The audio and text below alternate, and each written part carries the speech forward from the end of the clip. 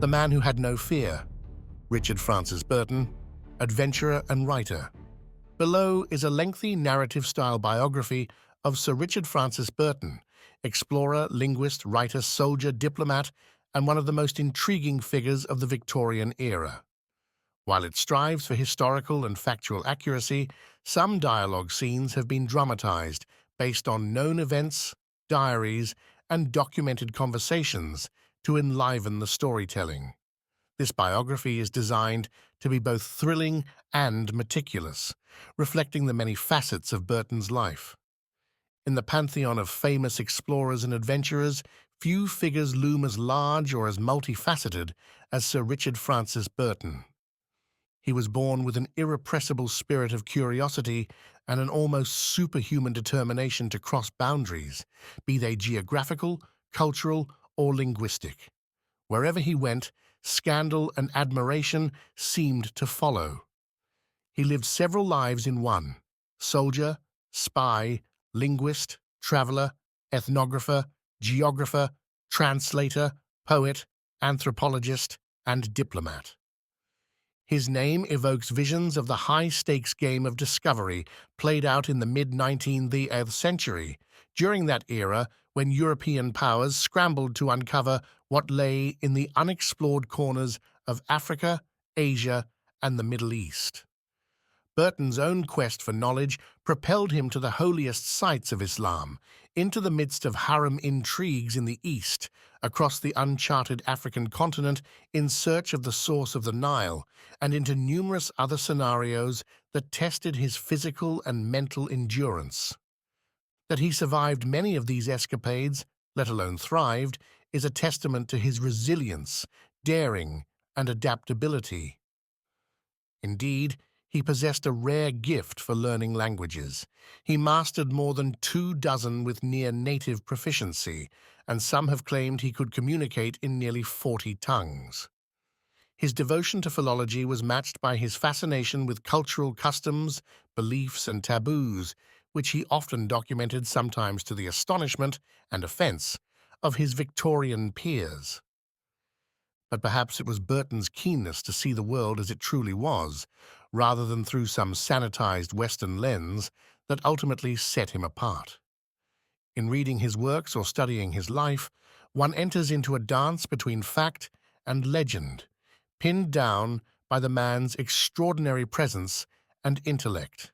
Now, let us delve into his story in detail, exploring the adventures that shaped him and the indomitable will that propelled him onward. Richard Francis Burton was born on March 19, 1821, in Torquay, Devon, England. His father, Lieutenant Colonel Joseph Netterville Burton, had served in the British Army, and his mother, Martha Baker, was of a prosperous Hertfordshire family. Because of his father's restlessness and partiality for travel, the family seldom stayed in one place for long. Much of young Richard's formative years was spent roaming across Europe, France, Italy, and elsewhere, giving him an early taste for journeying and an exposure to diverse languages and cultures. Burton's formal schooling was patchy at best. Though he spent some time at preparatory institutions in England and France, it was the informal and spontaneous education gleaned from foreign tutors and everyday life abroad that most influenced him. As a child, he demonstrated a precocious talent for languages. He often boasted that he learned the basics of French and Italian within days, and could soon speak both as fluently as he did English. His family's habit of travel was forced upon them not merely by whim, but also by occasional bouts of ill health within the family. Yet for young Richard, these frequent relocations were the perfect environment to foster an insatiable curiosity.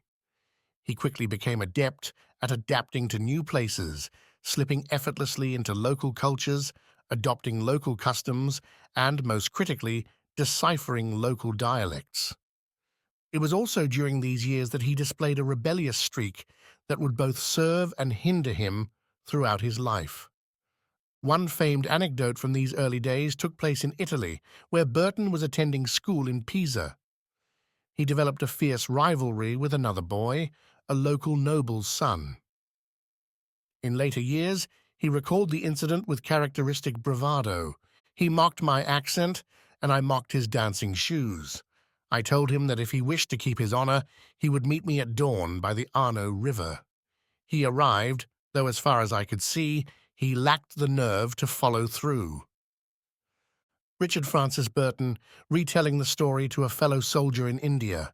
Whether it was precisely as Burton told it is up for debate, but the confrontation apparently ended with Burton drawing first, after which the other lad fled in humiliation. This foreshadowed Burton's later willingness to resort to sword or pistol if he felt his honor had been impugned. After sporadic educational interludes, Burton enrolled at Trinity College, Oxford, in 1840. But the staid environment of academia was stifling. His rebelliousness soon led him astray.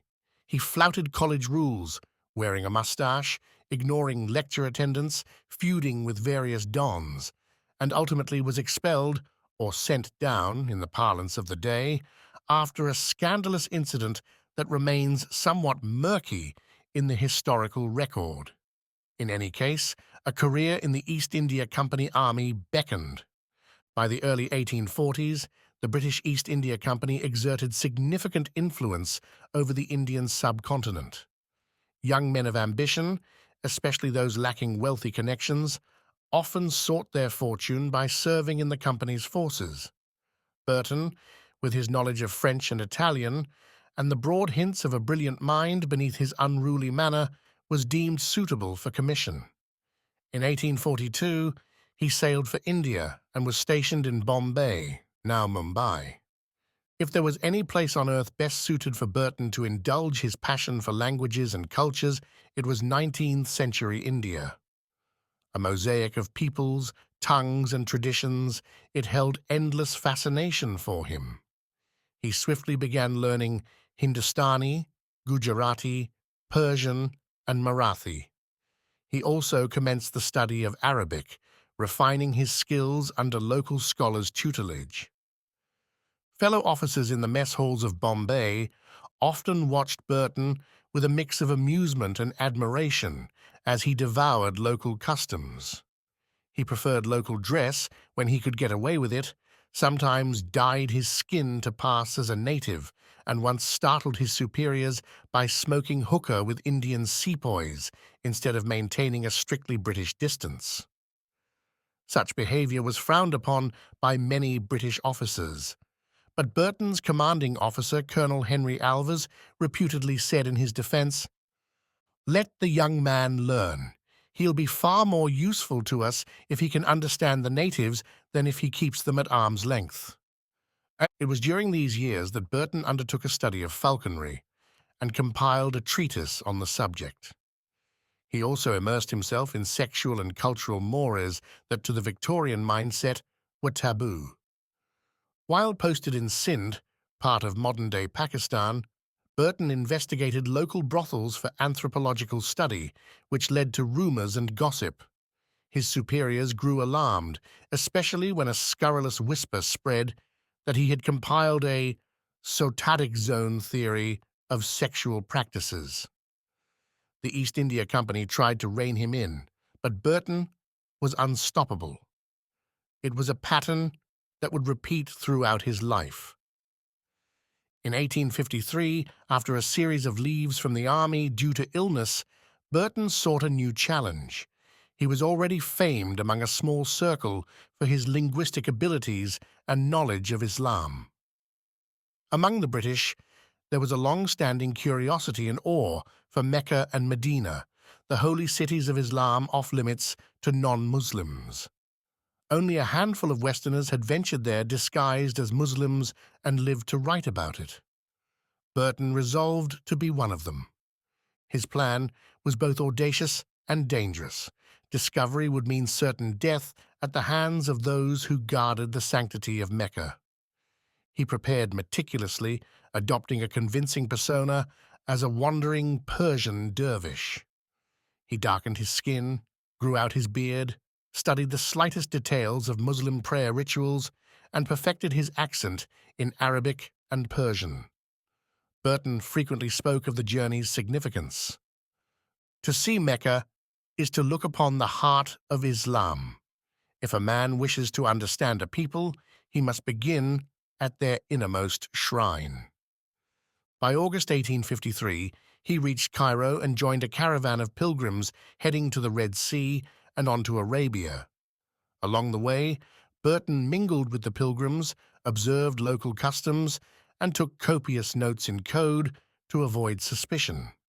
He performed the rites of the Hajj in Mecca and proceeded to Medina. Throughout his journey, he never let his guard down for a moment. At one point, it's said that a suspicious fellow pilgrim confronted him, noticing some irregularities in his accent. According to Burton's own account, the exchange went something like this. Suspicious pilgrim: "I've not heard your tongue before, brother. From where do you come?" Burton, in fluent Persian-Arabic mix: "I hail from distant Khorasan, though I have travelled many lands in search of the blessings of the Prophet." Suspicious pilgrim: "Then you must speak Persian well enough. Let's hear some." Burton, who was indeed proficient, quoted a line from Hafiz. Suspicious pilgrim: "Mashallah, your accent is unusual, but the words are correct." The pilgrim withdrew his suspicion for the moment, and Burton lived to move on. His successful infiltration of Mecca remains one of the most legendary feats in the annals of exploration. His eventual publication, A Personal Narrative of a Pilgrimage to Al-Medina and Mecca, 1855 to 1856, electrified readers in Britain and beyond, securing his status as a cultural intermediary and a fearless adventurer. Having survived the Mecca journey, Burton was eager for a new challenge. He fixated on the fabled city of Harar in present-day Ethiopia, reputed to be impenetrable to outsiders, especially Europeans. Tales circulated of foreigners being killed upon entry. Undeterred, Burton set out in 1854 under the aegis of the Royal Geographical Society. Accompanied by a small retinue, including 2 Indian soldiers loyal to him, he landed at the Somali coast. The terrain and tribal politics of the Horn of Africa were perilous. Burton faced suspicious chieftains, renegade warriors, and harsh environmental conditions. While en route, he fell ill with fever, which nearly ended the expedition before it properly began. Eventually, he pushed inland, adopting once again a local guise, this time as an Arab merchant, and astonishingly reached Harar. Despite dire warnings and the city's official hostility to foreigners, Burton managed to secure an audience with the ruler, the Emir of Harar. The tense meeting has gone down in travel lore. Armed guards surrounded Burton, and the Emir demanded an explanation for his presence. Burton is said to have calmly bowed and stated, "I have ventured here only out of respect for your greatness, to offer homage and to see the wonders of Harar, which no Frank has yet beheld." The Emir was apparently impressed by the audacity of this lone traveler. Though he initially threatened to imprison or execute him, he relented and allowed Burton to stay briefly. After about 10 days, Burton departed, making him one of the first Europeans to enter Harar and leave alive. His success, however, came at great cost. Just a month later, his party was attacked by Somali raiders, and Burton suffered a severe spear wound to the face, leaving him with a conspicuous scar on his cheek, the trademark that would remain visible the rest of his life. In the mid-19th century, the question of the Nile's ultimate source drew explorers like a magnet. The Royal Geographical Society was convinced the great river's origins lay deep within the interior of East Africa. In 1856, Burton and John Hanning Speke set out from Zanzibar to solve this mystery. It was not only an expedition of geographical importance, but also a personal challenge for Burton, who thrived on venturing into unmapped regions. Though Burton and Speke would later become bitter rivals, they initially began as colleagues with mutual respect, if also with diverging temperaments. Burton was the polymath, the cultural chameleon, and the older of the two. Speke was a more straightforward sportsman, keen on hunting and less interested in anthropology. Their trek inland was fraught with difficulties: desert-like conditions along the route, hostile tribes, lack of provisions, and debilitating diseases like malaria. Both men fell severely ill at various points. Their partnership slowly deteriorated. As they approached Lake Tanganyika, Burton's health worsened, forcing him to rely on Speke's leadership for certain stretches. Legend has it that one sweltering afternoon in camp, the two men disagreed about the best route forward. Speke: Richard, the porters are restless. They say the route you favor is cursed by the local tribes. Burton, weak with fever: They only say that because they fear the unknown. A direct route is best, time is precious, and so is our strength. Speke: If we get ambushed, time will matter little. We must circle around by the safer path. Burton: Safe or not, we'll never reach the lake if we shrink from every rumor of ghosts and curses.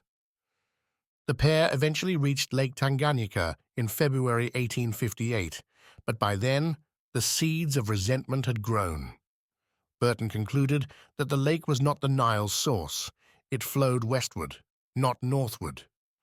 Speke, however, was convinced that another lake, further north, was the true source. When Burton was too sick to continue, Speke ventured onward, discovering Lake Victoria.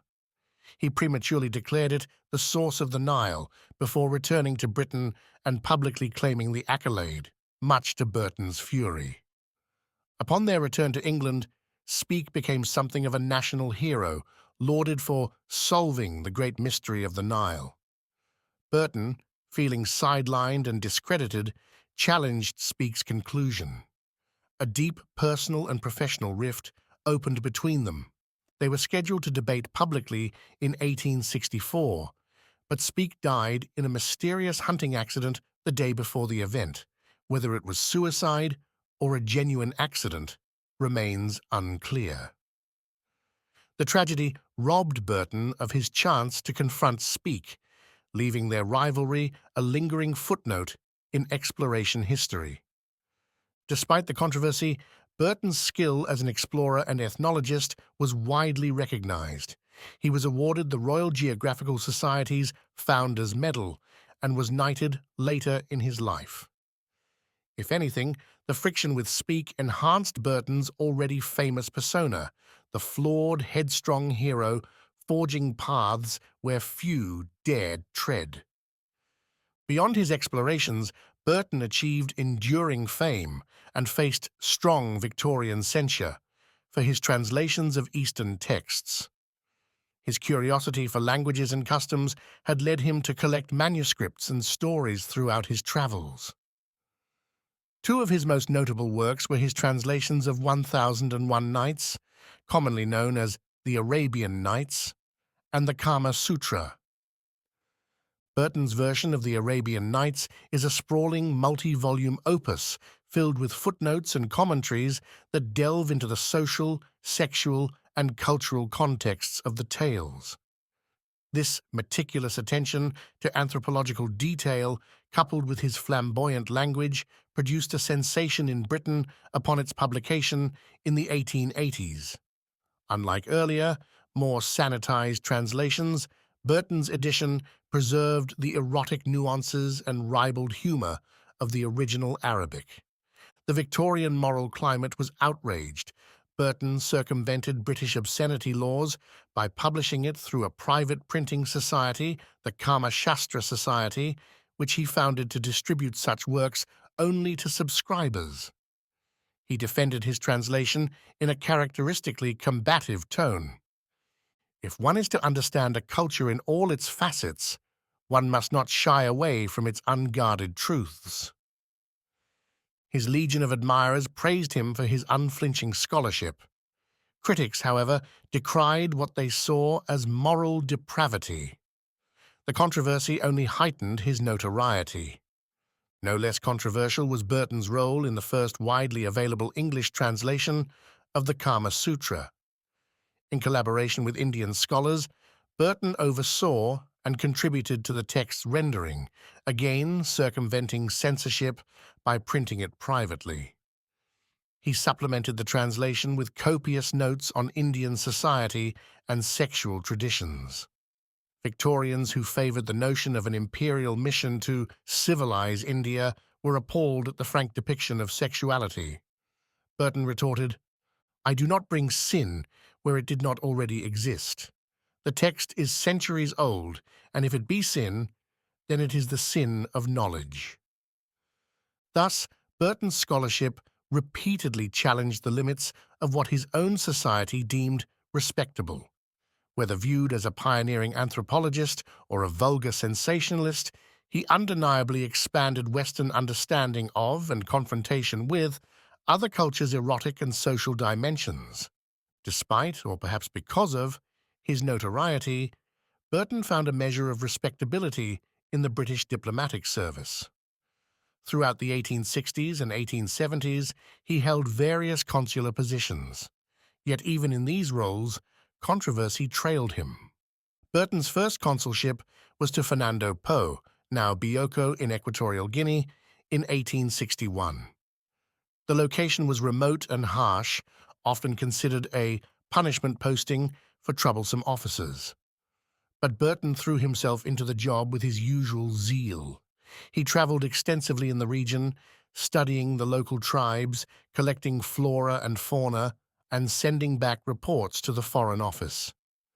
It was during this period that he made journeys to the kingdoms of Dahomey and Benin, gleaning insights into West African customs, including ritual practices that horrified European readers. Burton's next diplomatic position was in Damascus, 1869 to 1871, where his deep knowledge of Arabic and Islam could have been an asset. However, the city was a cauldron of competing religious and ethnic tensions. Christians, Muslims, Jews, and various sects coexisted in a fragile balance. Burton found himself embroiled in disputes. Some say he was too sympathetic to the Muslim populace, while others accused him of meddling in Ottoman affairs. An incident involving the stoning of Christian missionaries in the area became a flashpoint, with Burton caught in the middle. His direct, often abrasive style offended some local notables and threatened diplomatic ties. Ultimately, complaints reached the Foreign Office. Burton's superiors, already wary of his unorthodox reputation, recalled him.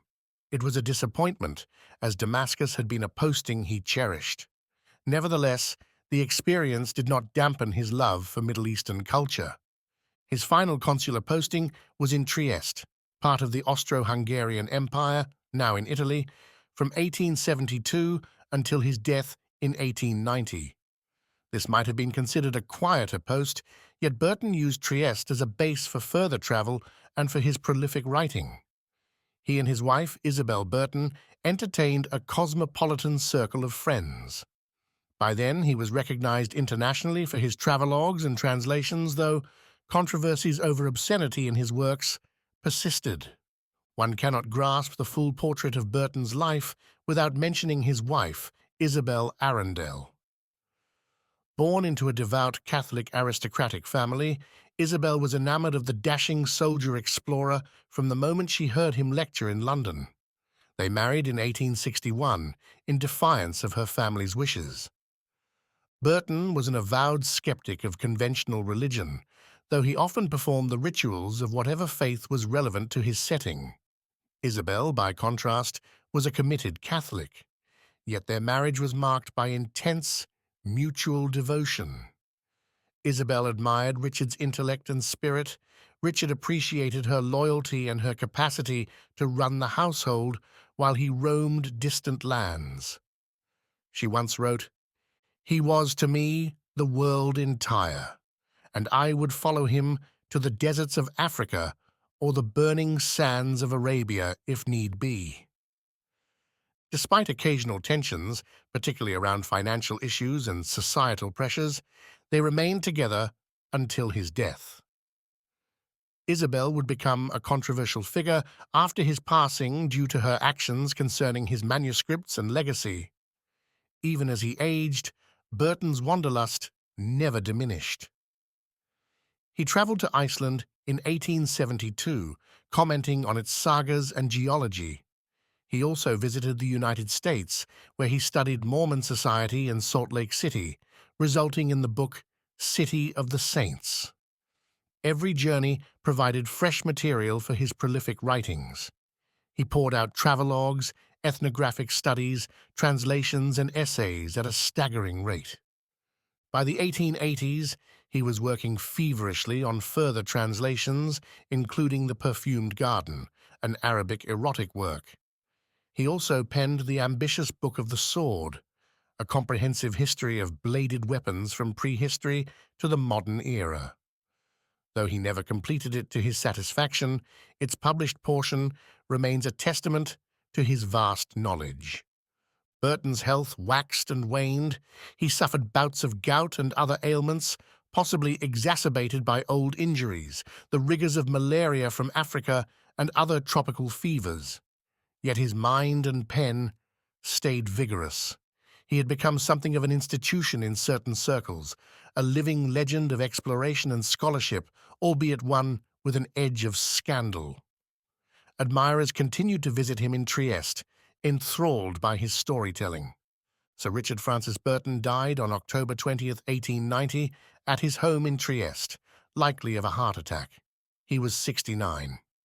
According to Isabel's account, he passed away quietly in bed, murmuring that he wished he could undertake one last journey. In the immediate aftermath, Isabel famously burned several of his manuscripts, most notably a nearly complete translation of The Scented Garden, which she deemed too immoral for publication. This act remains a subject of fierce debate among scholars who lament the loss of what might have been Burton's final masterpiece. Burton's remains were eventually returned to England. At Isabel's insistence, he was buried in a striking tomb in the shape of a Bedouin tent in the Catholic cemetery at Mortlake, London. The tomb remains a site of pilgrimage for those intrigued by his story. Isabel dedicated the rest of her life to securing and polishing her husband's reputation. Her biography of him is part hagiography, part true biography, and has contributed to shaping the Burton legend. For better or worse, she succeeded in embedding the romantic vision of him in the public imagination, though she could never quite erase the controversies he courted so relentlessly.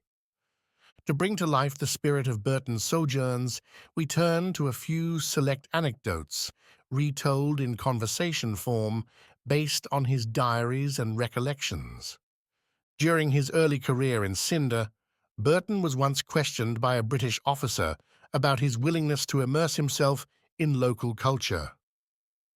Officer: Burton, why do you fraternize with those hawkers and snake charmers? You're an officer and a gentleman. Burton: I am a gentleman who seeks truth wherever it may lie. If that truth is at the bottom of a snake charmer's basket, then that is where I must look. On the road to Harar, Burton and his small caravan camped under the stars. One of his Indian soldiers worried about bandits. Soldier: Sahib, the guides say that last moon a caravan was raided here. Men were killed. Burton: Then we'll keep the fire high and our swords close. But fear not, for fate decides our hour. We shall not cower. Despite the real peril, Burton's stoicism often calmed his men, though it sometimes verged on reckless bravado. Before undertaking the Hajj, Burton spent time in Cairo perfecting his Arabic. A local sheikh tested his fluency. Sheikh: Your accent is good, Effendi, but can you read the Holy Quran with the proper tajweed? Burton: Try me, honored sheikh. Burton recited a verse, carefully enunciating each consonant and vowel marking. Sheikh: Ah, you read as though you were born among us. May your journey to the holy cities be blessed. Today, Sir Richard Francis Burton is remembered for his astonishing breadth of achievement, the controversies he inspired, and the raw will that saw him through countless trials. Was he a hero who bridged civilizations, or an opportunist who exploited them? Was he a pioneer of cultural relativism, or a roguish Orientalist adventurer? Scholars continue to debate these questions. Burton's fluency in dozens of languages and dialects remains unmatched among Western explorers of his time. His approach to learning was immersive, and he insisted on living among the people whose language he was studying. Through his translations of Eastern works, he opened a portal through which many Westerners first glimpsed the unvarnished traditions, stories, and mores of distant lands. Despite the moral outrage some of his translations elicited, they also sparked a broader dialogue about sexuality, religion, and cultural values. His geographical discoveries, most notably the exploration of Somalia, the visit to Harar, and the Great Lakes expedition in Africa, were crucial pieces in the puzzle of Africa's map. Had his health not failed, he might have been the one to make the final pronouncement on the Nile's true source, thereby outshining his rival's speak. Burton's extensive notes on the peoples he encountered, whether in India, Africa, or the Middle East, offer valuable historical snapshots, even if colored by the biases and attitudes of his era. He probed social and religious practices with an anthropologist's curiosity long before anthropology was a formal discipline. Victorian society largely viewed his work as scandalous. His obsession with forbidden subjects, sexual customs, taboo religious rites, cannibalism, fetishism, drew condemnation. He was accused of prurience and sensationalism, especially as many believed he delighted in shocking his compatriots. Later critics have grappled with questions of cultural appropriation and Orientalist perspectives in his writing. Yet, many modern scholars view him as a proto-anthropologist who recognize the importance of primary immersive research. In a world now mapped by satellites, the romantic quest for uncharted horizons that Burton embodied has faded. Yet his legacy persists in the realm of intellectual exploration, cross-cultural curiosity, and fearless confrontation of societal taboos. His life story stands as both cautionary tale and inspiration, a testament to the extraordinary feats a single individual can achieve when fueled by relentless passion. With his piercing eyes, saber-scarred cheek, and restless soul, Sir Richard Francis Burton strode across the 19th century like a figure out of myth. He ventured places few Westerners dared to tread, into Mecca's sacred precincts, the inner courts of Harar, the teeming bazaars of India, and deep into Africa's lake regions. He forced his contemporaries to confront their parochial views and to grapple with the uncomfortable realities of other cultures and traditions. He was as complex as he was driven, a man capable of generosity and warmth to local peoples, yet also notoriously abrasive, a man who challenged religious orthodoxies, yet was capable of donning religious guises as expediency required. He was devoted to the pursuit of knowledge, yet sometimes bent facts or shaped narratives to fit the personal myths he constructed. He was either revered or reviled, seldom in between. In the end, however, any biography of Burton must concede that no single label, explorer, soldier, scholar, rogue, can define him. He was all of these things and more, a restless polymath whose intellectual and physical wanderlust defied the confines of Victorian respectability. His greatest journey might well have been his internal one, a quest to embrace all that the human experience could offer. He risked life and limb not for gold or territory, but for understanding, an understanding that transcended the narrow vantage of his time. The testament to his legacy is not just in the dusty volumes of his travelogues, the translations brimming with footnotes, or the controversies that continue to swirl around them. It's in the enduring fascination he inspires. If there is any final verdict on Sir Richard Francis Burton, it is perhaps that he succeeded in living as he wished, on the edge, in pursuit of the unknown, gleaning truths from every corner of the globe. In that sense, he remains immortal, a wanderer never quite at peace, forever challenging us to look beyond what we know.